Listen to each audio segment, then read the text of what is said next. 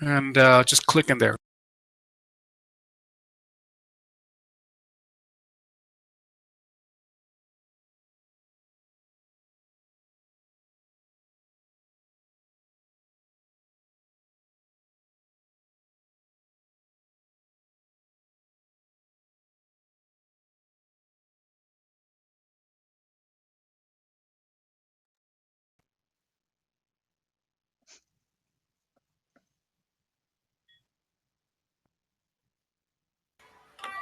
Okay, I guess we can continue now.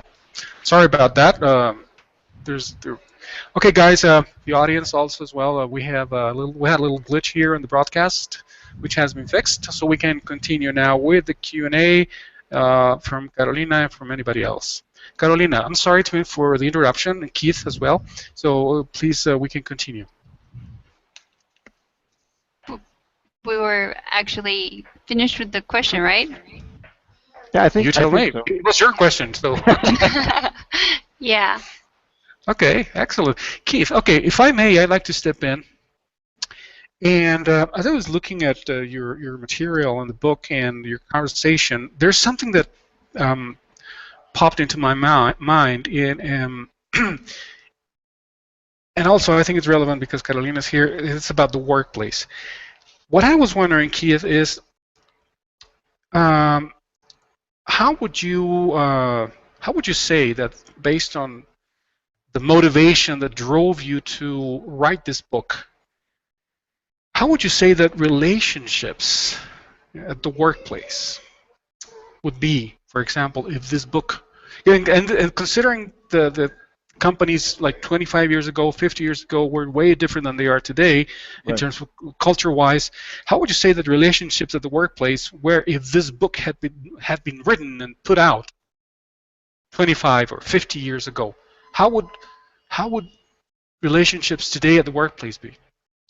Well, I mean, I hope that it would have been helpful. I guess we'll let history to decide that. I've certainly had people, and I've had some reviews of the book where they've basically said, you know, I wish that I would have read this thing 25 years ago when I was starting into a new job or a new organization or starting my career, because I think these things are helpful.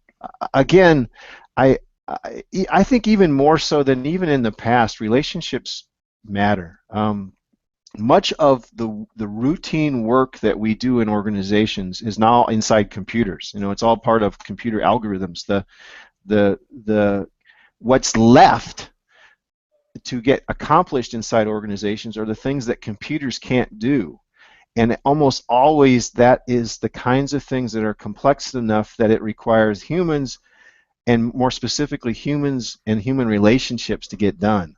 So even though we're surrounded by technology these days, I would say most of our work is even more dependent on relationships now than it used to be 25 years ago, when a lot of people just sort of shuffled papers around and did things like that.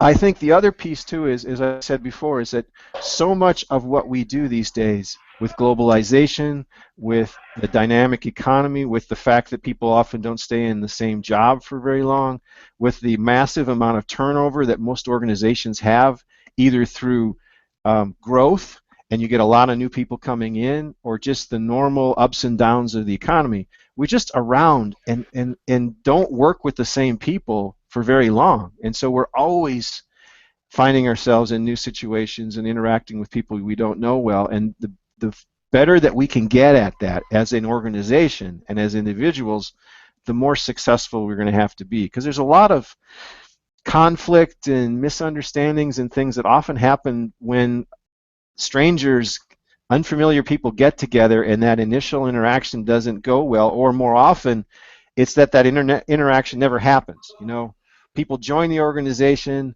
and they sort of feel like the introduction never happened, and now it's 2 or 3 weeks later, and now you feel really reluctant. Oh, I can't introduce myself now. I'm kind of embarrassed. And then their introduction never happens.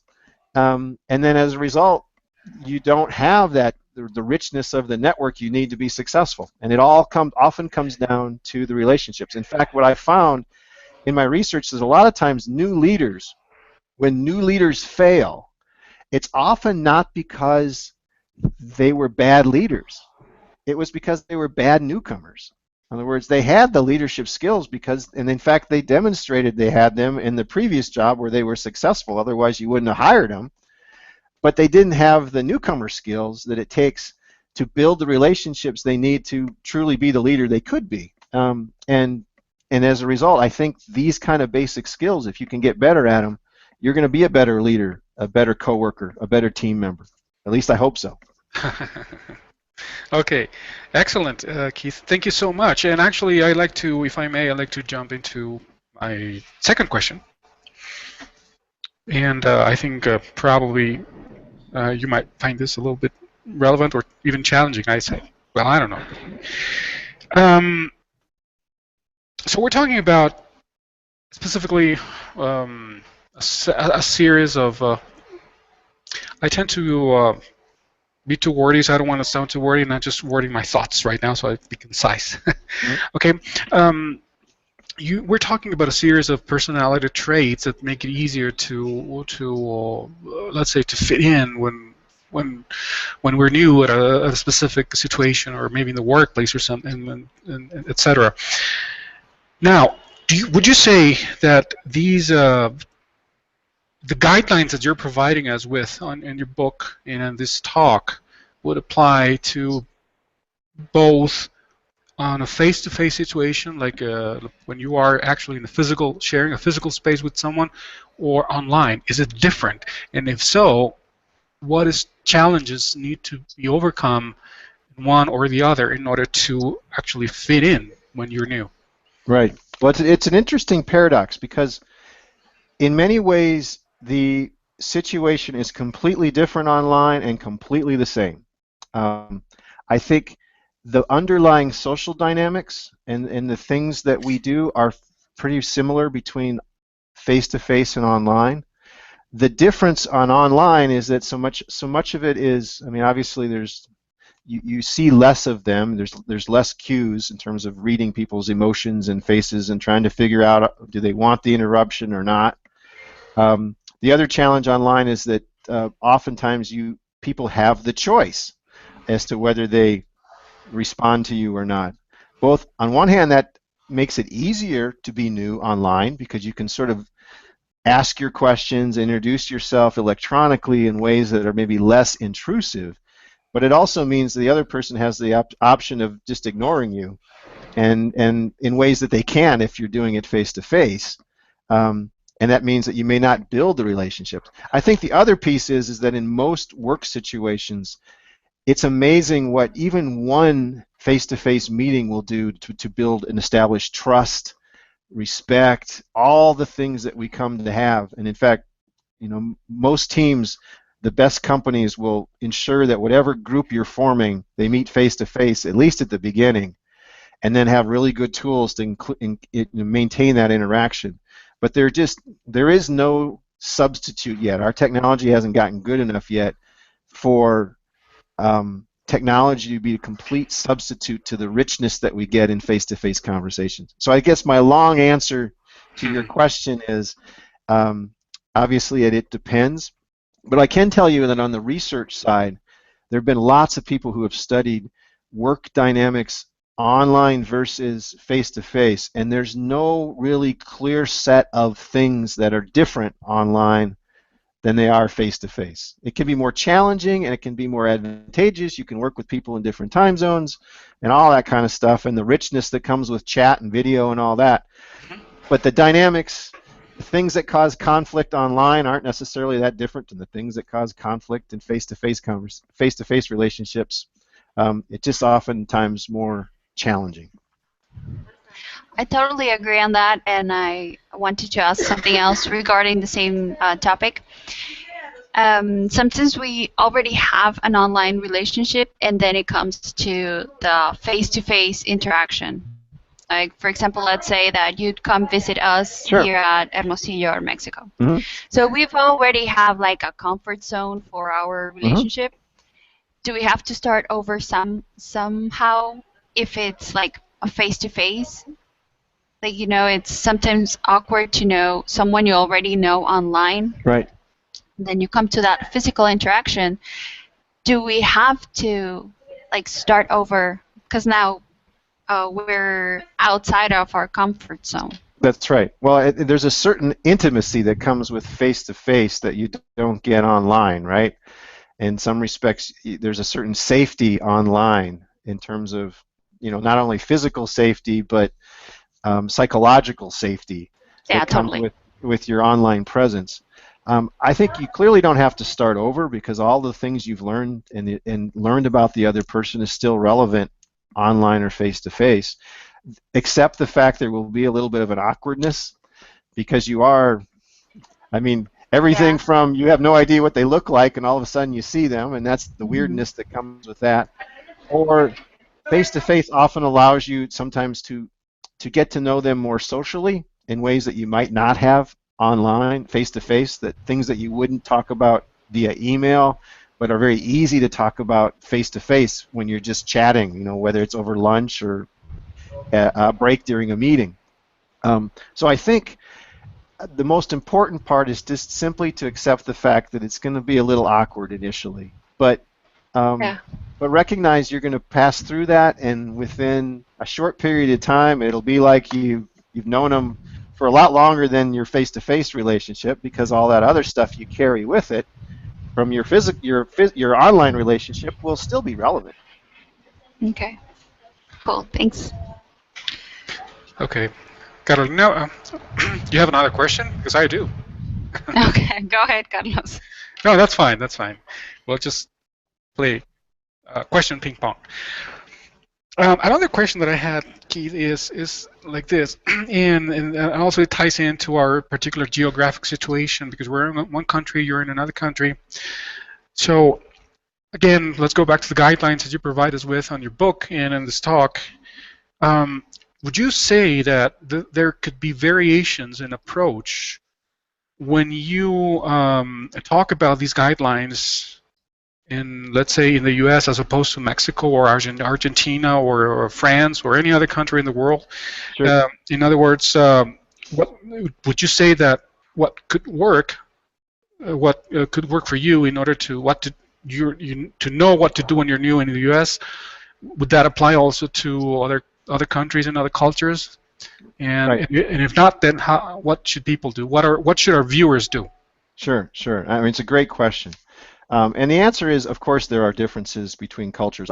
For my book, I interviewed people from all over the world. So I interviewed to try to understand how is the differences, let's say, in introducing yourself. Is it easy, or are there different cultural norms in Colombia as opposed to Japan, as opposed to England or the United States or Mexico? And I think the answer is there are. But the reality is it's far more complex than simply to say, oh, things like this are in Mexico and things like this are in that country, because I think with the changes that we see in the world, what I'm finding a lot of people are saying is that, yeah, you have to be a lot more formal in my country, but the younger generation have a little bit different feel for that than the older generation. I think the best advice is that in almost every case all over the world, we still are in a situation where at least some of your success is dependent upon your ability to interact with strangers. I mean, not everything is done through third-party introductions or third-party, this person introducing to that person. And there are certain cultures where it is more aggressive, you might say, to approach a stranger than not. So I think wherever you're at, these skills are important, but you still have to be culturally aware as to what would be more appropriate more appropriate or not. That being said, I think when I've interviewed people, most people in different cultures will all say that they find at times they were probably more reluctant than they should have been in a situation, regardless of the culture. And I think those are the instances.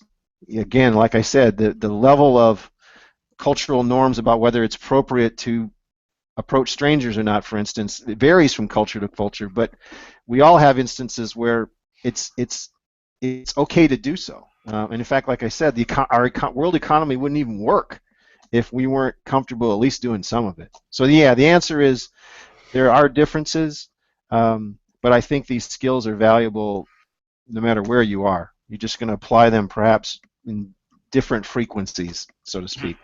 Mm-hmm. Can I learn what to do when I'm new in a situation? I mean, can I actually learn to work my way through any potentially uncomfortable situation? And would that be equivalent or synonym to connecting or to building rapport or simply going with the flow? Just simply playing by the rules so that you can fit in. Well, I think the key word that you said is learning. And in fact, one of the best things that you can do that has all kinds of benefits in terms of your comfort and your confidence, and also how the kind of impression and the success that you have in new situations, is to approach that situation with a learning mindset.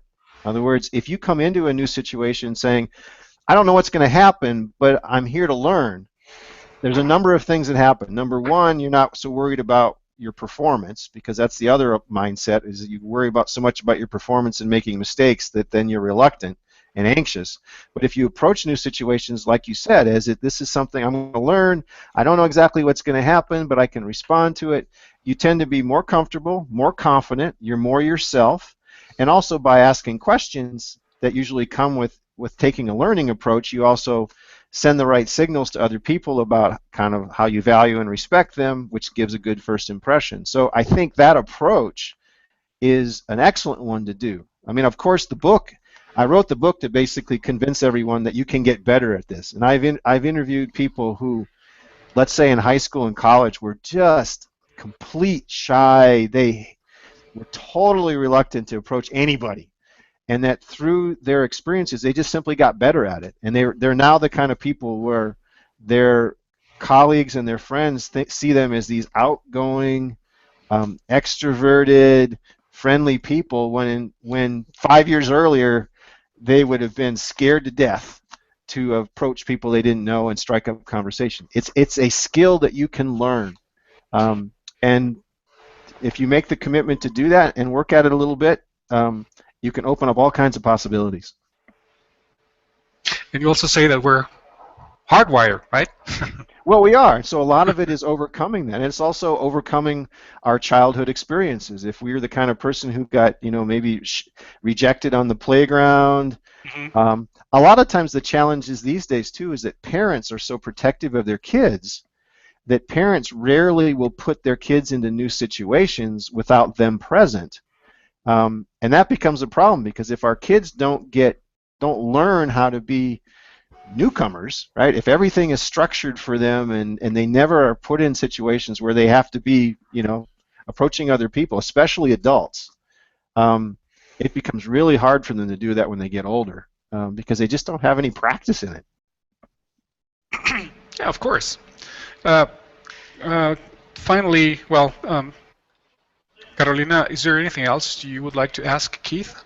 Yes, Keith, you spoke about also performance. Mm-hmm. I've been in that situation. I was recently in that situation here and in my previous job, in which I already introduced myself, I already met my team, and now it comes to the performance of the actual job. Right. And then I feel like everyone's like, right. Here she goes. Like, how's she going to do that? Yep. How do you overcome that anxiety? Like, they're listening and they're watching, and like you're, I don't know, like just feeling observed all the time. Sure. Well, again, there's a researcher named Carol Dweck that wrote a whole book on this whole topic around mindset, and it's really the realization that most of us, through our education, through going to school, have been almost programmed to focus entirely on our performance. We worry about it, taking tests and exams, getting into schools and universities. That whole process was to basically taught us that what's important is what we do. It's the performance. It's not making mistakes. We're graded on, graded on curves and things. And so you come into an organization and you have that performance mindset where you see other people as evaluators, right? you see, as you Yeah. said, you feel like everyone's watching you and they're evaluating you. Um, the reality is, and researchers have shown that most of the time those people aren't evaluating you, right? They have their own lives. They're doing their own work. Yeah. And your brain says, oh, they're watching me and they're evaluating me. But in reality, they're just doing their job, you know. Um, and it's often that reluctance, that anxiety that causes not to do something that then gets noticed later. It's like, you know, you're not being proactive. So I think the main thing to realize is that it's hardwired. You know, we're taught this at a young age to feel that way. And the more that you can see that new role as a learning opportunity, and the more that you can say, I'm not going to worry about my performance, I'm just going to work on learning how to do it as best I can. Learning. That yes, if you see it as a learning opportunity, if you see other people as teachers and not evaluators, like I said, it changes your relationship with them. You tend to make better impressions, um, and also accept the fact that they expect you to make a few mistakes. Um, and I think a lot of times one of the problems we have with the hiring process is that people feel such pressure to sell themselves in the interviews, about all the wonderful things you can do, Yeah. and then what you do is you feel like you've set up these huge expectations that you're already an expert at whatever it is they hired you to do, when in reality you aren't. And so we put enormous pressure on ourselves to sort of live up to what we think are these super high expectations, when in reality everybody knows that we all kind of fake it in the interviews and we make ourselves look better than we really are, on both sides, right? Yeah. We make ourselves better than we really are, and the company makes themselves look better than they really are too. So don't worry about it. Focus on learning. Recognize that you're a newcomer and they expect you to make a mistake or two. They expect you to ask questions. They expect you to have a stumble or an awkwardness. See it as a learning opportunity, and you're just going to, even if you maybe not perform any better, you're just going to feel a lot better about it, Okay. which in turn will make you do more things, and then you'll perform better. So that's at least my thinking on it. Oftentimes we're our own worst enemy Yeah. when it comes to being good newcomers. Awesome. Thank you. Especially if we're the introvert type, right? Yeah, and I'll also add one important thing, and I'm going to hold this up. This thing here is probably the worst thing for being new that exists in the world, and that's called a smartphone. Really? Because How a so? lot of times, in the sense that, how many times have you been in, let's say, a networking event or a social situation that it's so easy, rather than to build new relationships, you just take all your old relationships with you on these little phones, right? So Good point. Good point. and so what happens is, instead of introducing yourself, half the people in the room are staring at their phones. And it's so seductive to, rather than meet new people, just to interact with the people you already know through your technology, that I think these oftentimes it becomes so much simpler to stay with the people you know than to get to know the people around you. And as a result, you don't meet your neighbors, you don't meet as many coworkers, you don't do the networking. So for folks who find themselves in new situations, pulling this out and hiding in the corner, some of the best things you can do is to leave this at home when you walk in, and force yourself to interact with some people. Yeah. Oh, excuse me, I gotta answer this. I'm just kidding. Here we go. No, I'm just kidding. No, that's an excellent point. I see that. I mean, what you're saying. I just witness it literally every day, because I don't drive here to the office. I mean, that's just, traffic is crazy, so I take the subway and the train, and then, I mean, it's crowded, it's packed, but everyone's looking at their smartphones. There's no interaction. There's no human interaction.